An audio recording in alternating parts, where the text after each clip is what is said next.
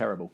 Sorry, I was trying to do a Lenny Kravitz impersonation, and I don't know what that came out as. But we're going to look at the Craig Ross solo from Lenny Kravitz's Are You Gonna Go My Way? Now, Craig Ross, in my opinion, is a massively underrated guitarist. Obviously played that classic solo, played the solo on Believe from the same album, Are You Gonna Go My Way?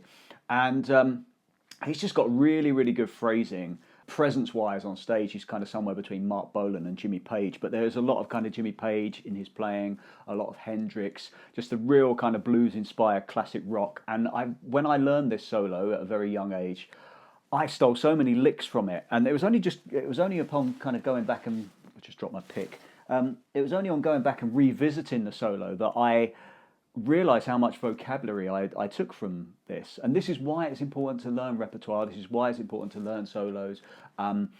You'll make the licks your own and they'll work their way into your playing. And with something like this that's predominantly, E minor pentatonic, a little bit of E major pentatonic in there, these are kind of copyright-free licks, really, so it's not like you're going to bust out your Craig Ross lick in the middle of a solo. You can really take a lot of vocabulary from the solos you learn.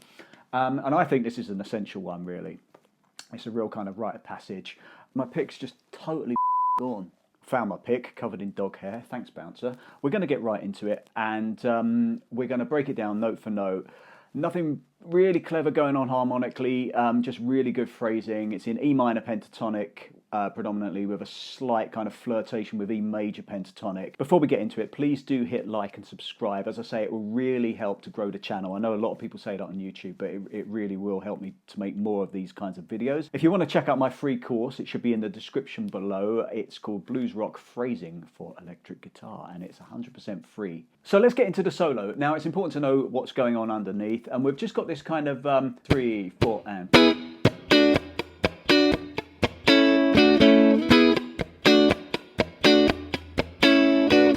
That's what's happening. That's what Lenny Kravitz is playing.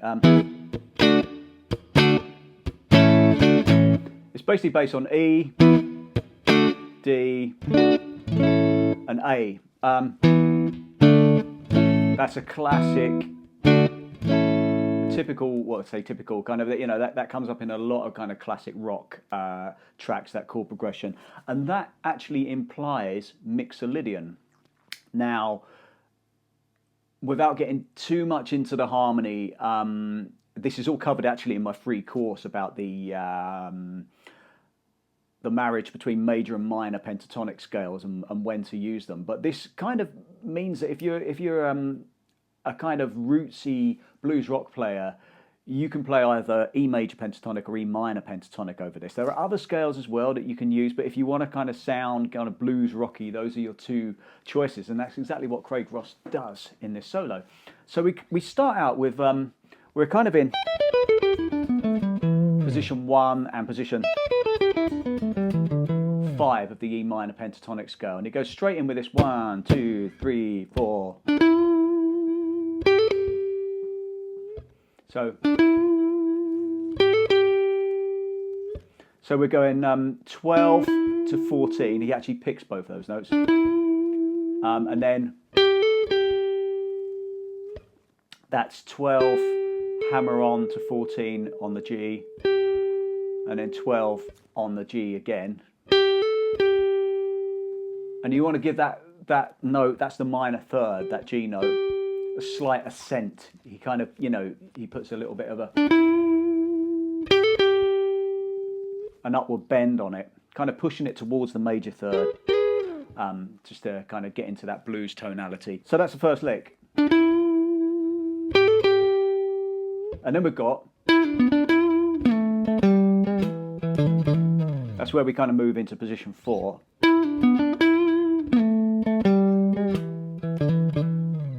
So that's 14 on the D string, pull off to 12, 14 on the A, and then 12 to 14 on the D. And then there's this is kind of a grace note slide from 14 on the A string down to 12, and then you pick it again and then 10 on the A, and then 12 on the low E, and then a little kind of, I call these kind of Paul McCartney grace notes, something that Paul McCartney did on the bass, which I love. You know, you hear it in Rain, you hear it in loads of Beatles tracks, where we're kind of doing a grace note hammer from 10 to 12 on the low E, and he does that twice. So we've got 3, 4, and.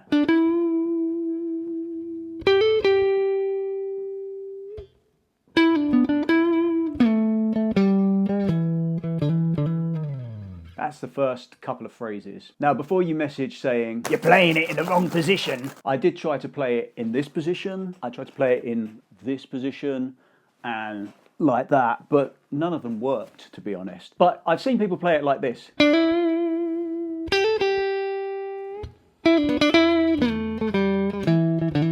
Down here, it's all semantic, so you know those are the same notes. If you play it down there, if you like the kind of timbre of that particular position, then go for it. But I did look at some footage of various clips of Lenny Kravitz's band playing it live, and a lot of the time during that solo, the camera's on Lenny because the camera loves Lenny, you know, with his flying V, kind of strutting his stuff. But in the few clips that I saw where the camera was actually on Craig Ross, he was playing it around the 12th position.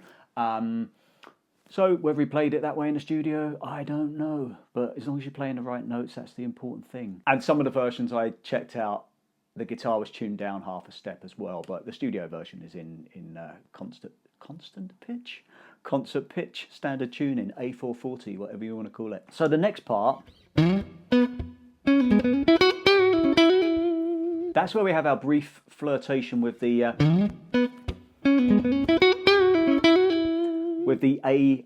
the E major pentatonic scale.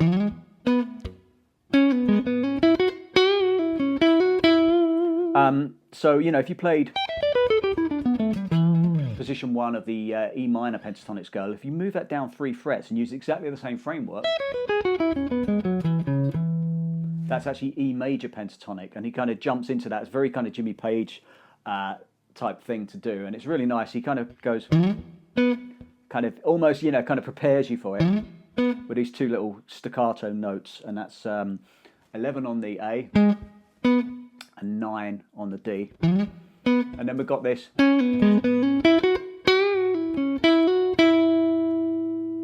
So that's 11 on the D, pull off to 9, and then 11 on the A, and then that's 9 hammer to 11 on the D, and then 9 on the G, and then 11 on the G, and then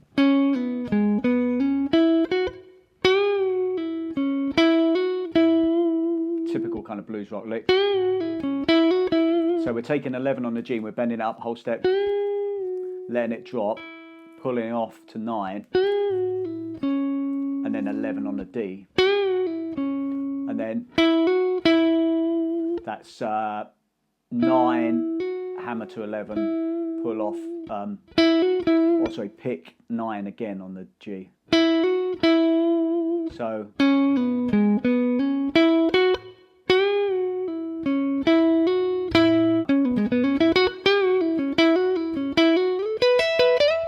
we've got that.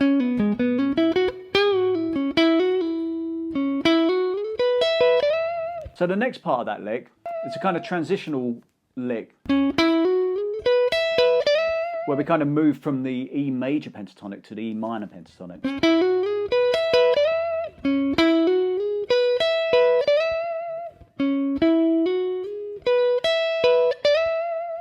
So great for traversing the fretboard.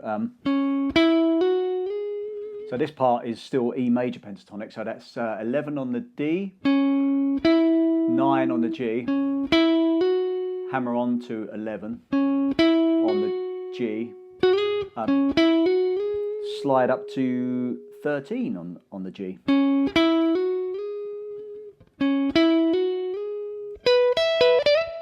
And then this part is minor pentatonic, E minor pentatonic.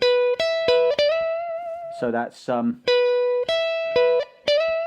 this partial bar on the 12th fret. That's 12B, 12 high E, back to 12B.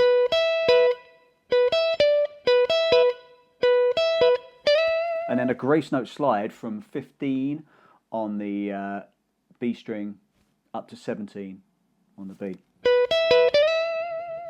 So we've got.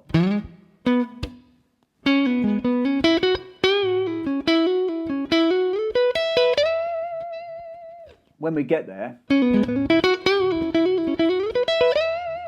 so we've got. So when we get there, when we get to that that E note on the 17th fret on the B string, we want to hit that a few times. So that's 3 times, and then to 15 on the high E, and then back to 17 on the B. And then we do a similar lick. So that's 17 on the B twice, and then that's 15 on the high E, and then 17 on the high E, but bend up a whole step. You want to do that 4 times. One is actually preceded by a hammer-on. I don't mean one as in me. One is actually. I mean one of the notes is preceded by a hammer-on. No, it's not. Ignore me. But you want to kind of hit that 4 times and bend up a whole step. And then, very bluesy lick. So that's, again, one more time, so 17, bend up the whole step on the high E. And then 15 on the E string. And then 17 on the B. And then when you reach 15 on the B string, you want to bend it up a tone and a half. So we're bending the root note up to a minor third in that case. So very kind of Jimmy Page. And then when he's there, he kind of spends a little bit of time on that note. So he goes. So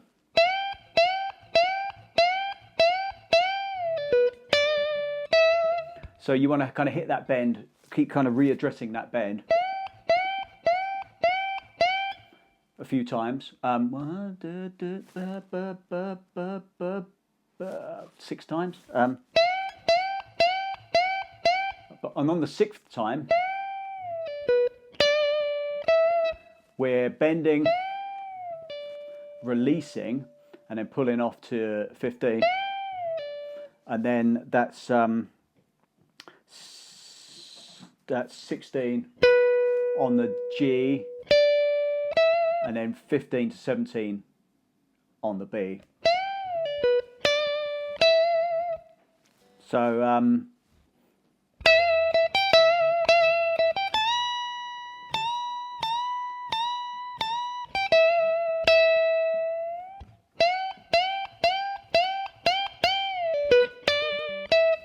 and then we move back down to position 1 of the E minor pentatonic scale, and we've got this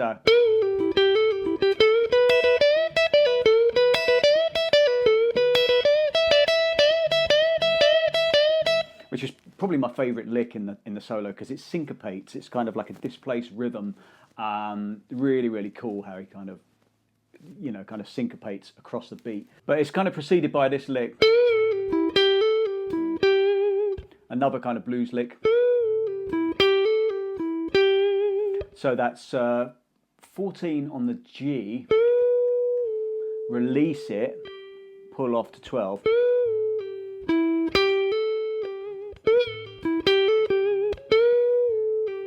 And then 14 on the D string. And then that's 12, hammer to 14, and then 12 again on the G.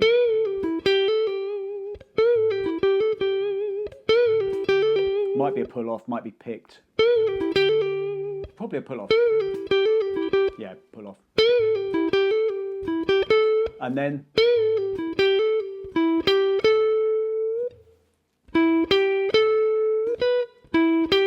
actually we'll add those two notes as part of the same lick actually, because it'll be easy to break it down. So that's 14 D, 12 G. Yeah, so call that the lick. And then we've got typical kind of blues rock lick, but it's the way it kind of syncopates that makes it really cool.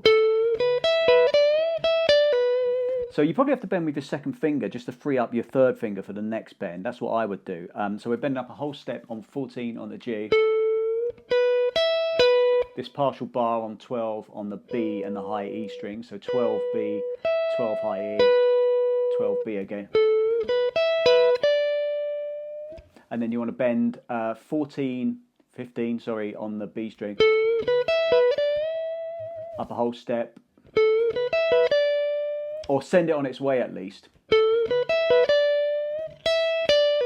And then 12 on the high E, 15 on the B, and then pull off to 12. That's the lick.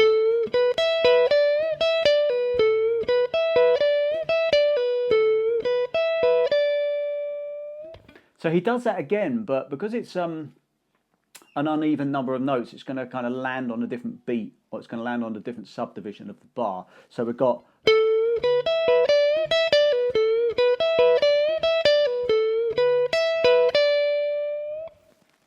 so it kind of does it 3 times. 1, 2, 3. But we get that far the third time around, so we get as far as 15 on the B. So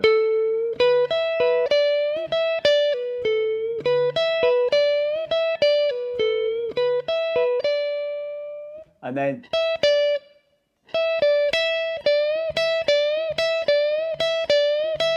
that's how he kind of finishes the lick. So it's a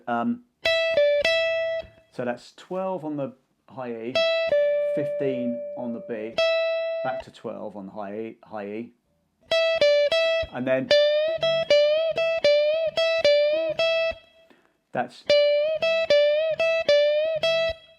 so you're bending 15 up a whole step on the B string, and then you're kind of bending to, you're kind of playing the same note. We're playing an E note, but we're bending to it on the B string, and we're fretting it on the high E.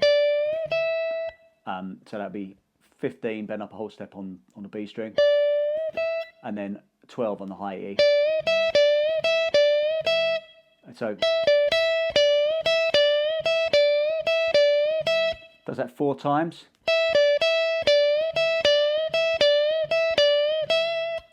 So if we put that together, we've got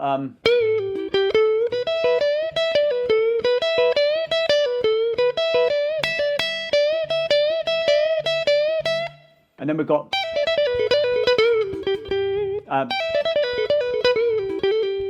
or that's a little bit difficult with the timing. It kind of sounds a little bit crammed. I think the way I played it on the playthrough, I'm not sure if the timing lines up exactly with the original. I did try.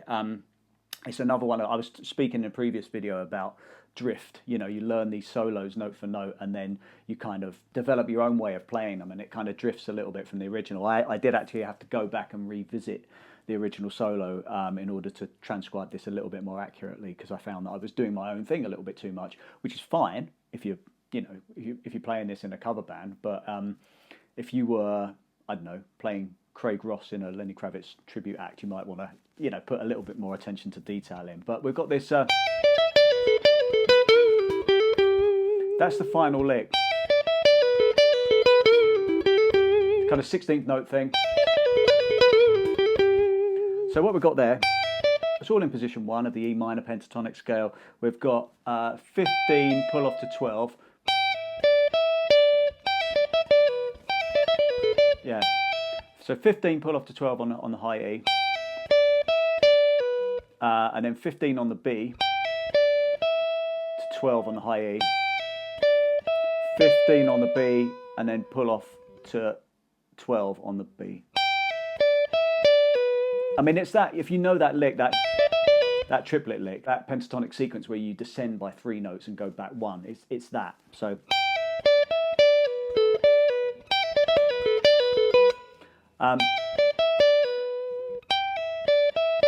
and then so we've got 14 on the G, 15 pull off to 12 on the B, and then 14 G to 12 B.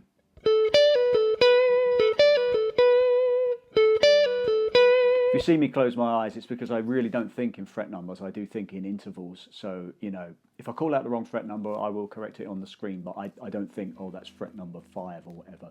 And neither should you. So we've got, that's the final part of the lick.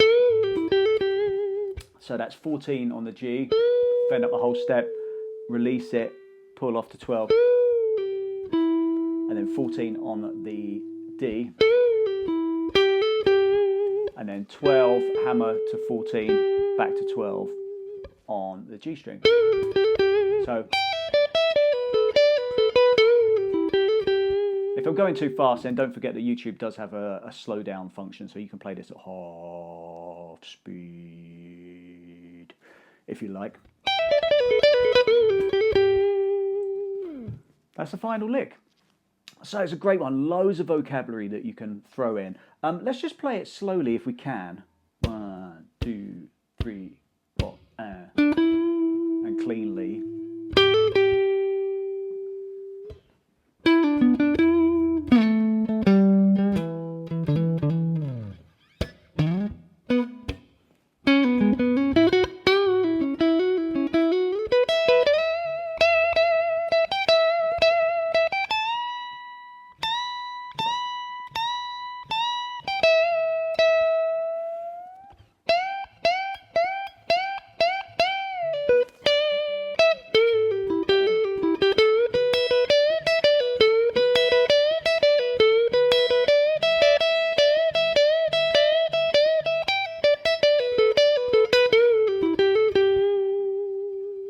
There you go, got through it. If you heard that strange noise in the background, that was my dog Bouncer yawning and having a little bit of a, there he goes, having a little bit of a rummage while I was playing through that. But as I say, loads of vocabulary that you can use in this solo. You know, it's a really, really good one. I highly recommend learning it. Please do use the comments section below for any suggestions of any solos that you'd like me to transcribe for you, providing I can get away with it for copyright reasons.